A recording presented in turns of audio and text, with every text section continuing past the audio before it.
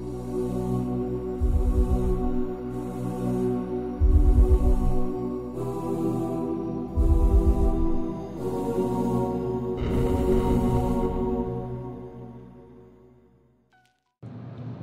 und willkommen auf meinem Kanal. Wie ihr seht, ich sitze im Auto und bin unterwegs. Es geht nicht auf Reisen. Ich bin gerade unterwegs in Richtung Hamburg und auf dem Weg liegt ein Lost Place. Also zu diesem Lost Place ist zu sagen, er wurde gebaut für eine Sache, die niemals dort ankam.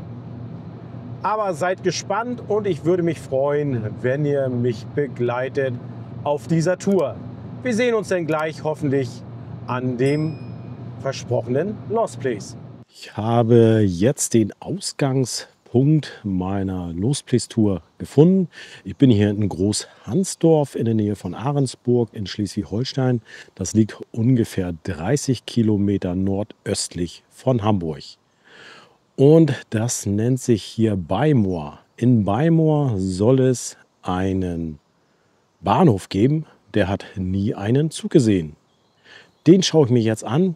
Ich werde einiges filmen und die Hintergrundinfos dazu kommen aus dem Off.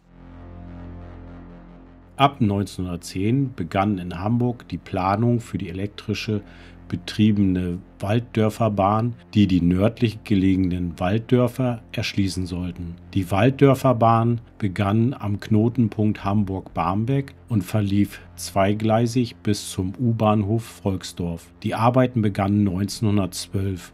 Bei Ausbruch des Ersten Weltkrieges waren die Erdarbeiten im nördlichen Teil der Strecke bis Großhansdorf abgeschlossen und die Station als Rohbau fertiggestellt. Gegen 1916 war der Bau des Bahnhofs abgeschlossen. Spätestens 1918 lagen auch sämtliche Gleise. Zum Betrieb fehlten allerdings auf der gesamten Strecke noch die Stromschienen und die elektrischen Anlagen. Sie waren in den Kriegsjahren nicht verfügbar. Auf einen Teilabschnitt der Walddörferbahn wurde deshalb 1918 ein Vorlaufbetrieb mit Dampflokomotiven aufgenommen. 1920 war die Strecke von Barmbek bis Volksdorf elektrifiziert. 1921 auch der Abschnitt zwischen Volksdorf und Großhansdorf. Im November 1921 begann der Regelverkehr bis Großhansdorf. Nur die Strecke von Großhansdorf bis Beimoor wurde letztlich nicht eröffnet. Die Ursachen dafür liegen in den Folgen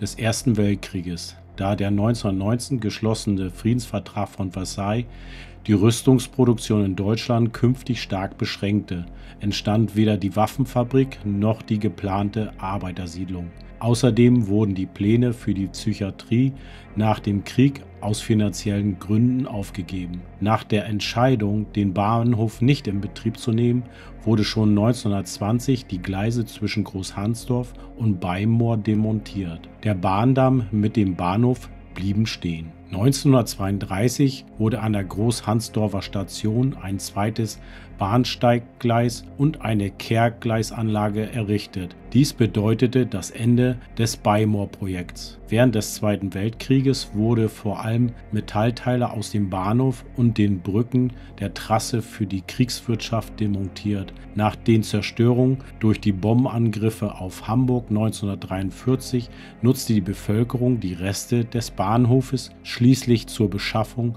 von Baumaterial für Reparaturen und Behelfsheime. Das führte zu einem vollständigen Abbruch des Empfangsgebäudes. Der Bahnsteigabgang wurde aus Sicherheitsgründen mit einem Deckel versehen und der Eingang am Fuß des Bahndamms 1946 vermauert. Zu Beginn der 1950er Jahre entstand unmittelbar neben diesem Eingang auf dem freien Bahnhofsvorplatz ein Behelfsheim, wobei der Personentunnel einbezogen wurde. Nach dem Auszug der letzten Bewohner brannte das Gebäude in den 70er Jahren vollständig ab. Der Eingang wurde teilweise mit Schutt verfüllt, blieb aber für rund 15 Jahre geöffnet. Seit Ende der 80er Jahre überwintern regelmäßig Fledermäuse darin. Tierschützer sorgten dafür, dass ein professioneller Umbau für 10.000 € erfolgte, wobei die alte Treppenanlage teilweise abgebrochen und der Ausgang verschlossen wurde. Über den ehemaligen Bahnsteig führt heute ferner ein Trampelpfad. Ich hoffe, euch die kleine Tour hier beim ehemaligen Bahnhof von Weimar hat euch gefallen. Und es hat gerade wieder gezeigt, dass auch diese alten Relikte einen Wiederverwendungswert haben. Also auch dies ist hier zum Schutz der Fledermäuse da. Deswegen sollte man nicht rein. An der Tür stand nämlich auch Infektionsgefahr. Da sollte man sich natürlich dran halten. Einige meinten wohl, die müssten doch da versuchen reinzukommen und hatten die Tür aufgebogen. Damit beende ich diese weitere Lost and Dark Place Tour in Schleswig-Holstein. Da kann ich auch wieder einen Haken dran machen. Wenn es euch natürlich gefallen hat, würde ich mich freuen über Likes und Kommentare. Und wer gerade neu auf meinem Kanal gelangt ist, lässt auch gerne ein Abo da.